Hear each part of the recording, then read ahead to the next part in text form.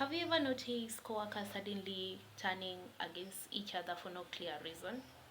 That might not be an accident. It could be someone trying to use divide and conquer, which is a strategy someone uses by creating conflict between people so that they can gain control over the situation. This kind of manipulation can happen anywhere, at work or at your residence.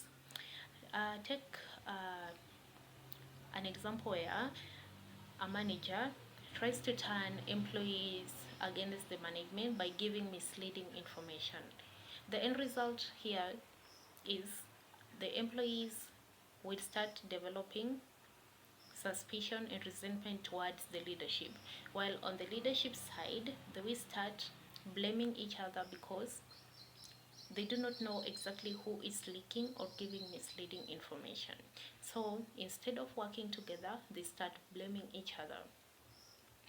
Now, how do you protect yourself from this kind of manipulation? Because you can't be an employee or a manager somewhere and you encounter this kind of manipulation. And if you're going to protect yourself from this kind of strategy, then you have to first be able to identify the signs. Now, three signs that someone is using this strategy at work is people are given different stories. Gossip spreads faster when no one is able to give the facts. And lastly is co-workers suddenly stop trusting each other. They stop trusting each other. And when they stop trusting each other, it is difficult to work together because teamwork requires that aspect of trust. Now, how do you protect yourself from this kind of manipulation after identifying the signs? Firstly, verify facts before believing it. Try and verify information before believing anything.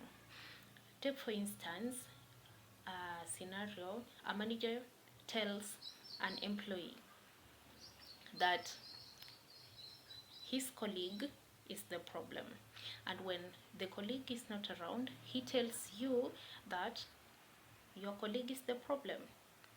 What will happen is you will start blaming each other, and when you blame each other, he gains the upper hand in that situation. Now, before you believe any information, it is very important that you clarify with your colleague. Clarify, gather the facts, and try to identify the problem and solve it. But if you do not verify information, it will be very difficult to identify where the problem is coming from. And lastly, try as much as possible to avoid engaging in gossip.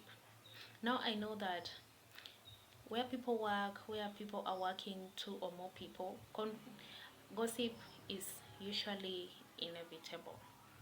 But try as much as possible to not engage in the negative kind of gossip. And still, if a colleague approaches you with any negative talk, please just tell them that you do not condone any negative gossip. This will help to protect your reputation. Imagine bearing the bad name just because you stayed there listening to someone talking negatively about the colleagues, talking negatively about the supervisor or the management. Now, if you want to protect yourself from this, just ensure that you stay away from gossip, because gossip is usually what fuels division. I hope that these tips helps to protect you from this kind of manipulation. Thank you for watching this video.